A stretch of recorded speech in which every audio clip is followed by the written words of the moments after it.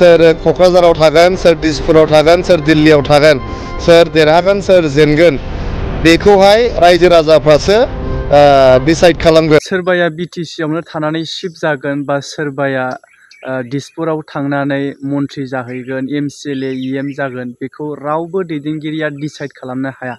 बेवहायो पाब्लिकफोरासो, रायजो राजाफोरासो डिसाइड खालामनो हायो, दैखो हरनो हायो। बे बाथ्राखौ रोखा फोरमायथिनानै होदों इउपिपिएलनि जेनेरेल सेक्रेटारि राजु नार्जारी बिथां साराहाय। दा नैबे बिथांनि बाथ्रा बुंनाय बेखौ बिथांनि खुगानिफ्रायनो दसे उनाव आबुङै होनो थांगासिनो दङ।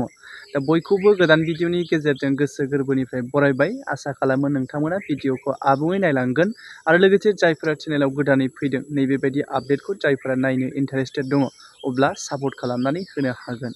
दा नोंथांमोननि गेजेराव नैबे जायनाखि इन्ट्र' भिडिअ होनाय बे भिडिअखौ होनो थांनायनि सिगां मोनसे खौरांखौ नोंथांमोननि गेजेराव होग्रोनो सानो जे जोङो मोनथिगौ जोंनि गेजेरावहाय जे NLAB बिथां ब्रादारमोन बा सारमोना जोंनि गेजेराव दासिमावबो जे गावसिनि जेंनाफोरा सुस्रांजायाखै, जिहेथु बिथांमोना मोनसे समाव जाथिनि थाखाय ओंखारफिननायनि जाउनावहाय सरकारा लेंहरफिननानै बिथांमोननि जे समस्या, बिथांमोननि जे प्रब्लेमखौ सल्भ बा समाधान खालामनानै होनो थाखाय बिथांमोनाबो गावसोरनि जेंनाखौ समाधान बा सुस्रांनांगौनि थाखाय दिनैनि समावहाय बिथांमोना जेनाखि बिजेपिनि मैखोम दैदेनगिरि जोंनि बर'निनो लिडार मानगोनां सार बिस्वजित दैमारी, जेनाखि बुंथिगिरि स्पिकार बिथां सारखौ लोगो हमहैनानै सावरायहैनाय माखासे जोङो सावगारिखौ नुनो मोननाय जादों। बिथांमोननि जे मोनसे फेसबुक पेजावबो हगारनानै होनायखौ जों नुनो मोननाय जादों।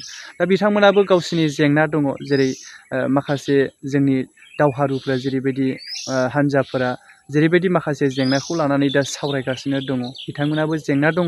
जिथु जाथिनि सार्थखौ लानानै गावसोरनि माखासे मोन्दांथि बा हारिनि सार्थखौ लानानै बिथांमोनाबो दिनैनि समाव नाजादों बा नैबेबायदि थासारिखौ लानानैनो बिथांमोनाबो सावरायहैनाय सावगारिखौ जोङो नुनो मोननाय जादों।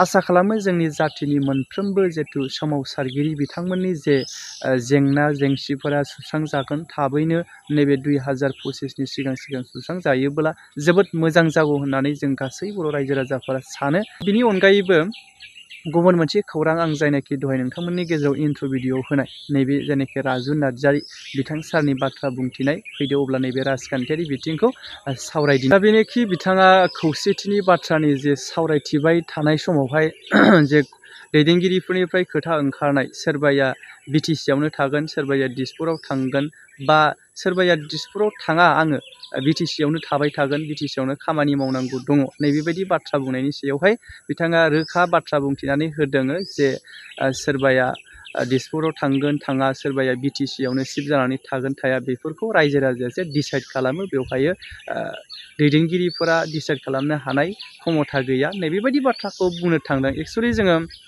नैबे बाथ्रानिफ्राय मोनदांनो हायो थारै बिथांमोननि गेजेराव खौसेथिनि बाथ्रा सावरायलायबाय थानाया, अब्ला सिटखौनो समान समान रानलायनानै बिथांमोननि गेजेरावहाय जायनो पार्टिया खौसेथिब्लाबो बांसिनै मोनो बिथांमोननि गेजेरावहायनो सावरायलायनाया जे पास जाखांनायनि उनाव साक्सेस जाखांनायनि उनाव जाय बांसिन मोनो बेनिफ्राय शिफ्ट जानाय आरो लोगोसे इएम थिसननाय नैबेबायदिया जानो हागौ खोमा होननानै जों दा मिजिंथिनो हायो जे बिथांनि नैबेबायदि बाथ्रा बुंथिनायनिफ्राय। दा गोलावथार आंनि बाथ्रानिफ्रायल' बुंबाय थाया, बिथां सारनिफ्राय जिथु माबायदि बाथ्रा बुंथिदों अब्ला नैबेखौ नोंथांमोनानो खोनासंलांनानै लादो आरो लोगोसे मोन्दांथि बायदियै कमेन्ट खालामहरनो बावनाङा दे। इउपिपिएल आरो बिपिएफ हान्जानि गेजेराव जे सावरायनाय, बे सावरायनाया मोजां मोनसे फिथाइ थायगोन।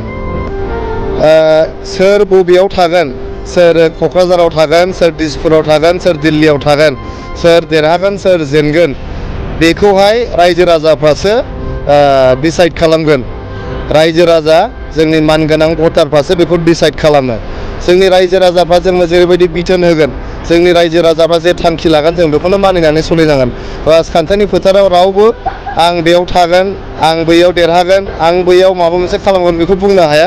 रायजो राजाफ्रासो बेखौ खालामगोन आरो गासिबो जिनिसखौनो सावरायनायनि गेजेरजोंनो खालामनाय जागोन। सोर बहा थागोन जों बेखौल' साननांगौ जे जोंनो रायजो राजाफ्रा जोंनो जे सुबुरुन होगोन, जे बिथोन होगोन, जे थांखिखौ रायजो राजाया लागोन जों बेखौनो मानिनानै सोलिलांनांगोन। जेसेबांखि गिदिर लिडार जाया मानो जों रायजोफोरखौ मानिनानै सोलिनांगोन। आरो जेराव जोङो मोननैबो हान्जाजों सावरायलायनानै हारिनि इयुननि थाखाय मोजां मोनसे हाबा लानो नागिरदों। बेयाव सोर MCLA जायो, सोर MLA जायो, सोर MP जायो, मन्थ्रि जायो, बे देरसिन बाथ्रा नङा।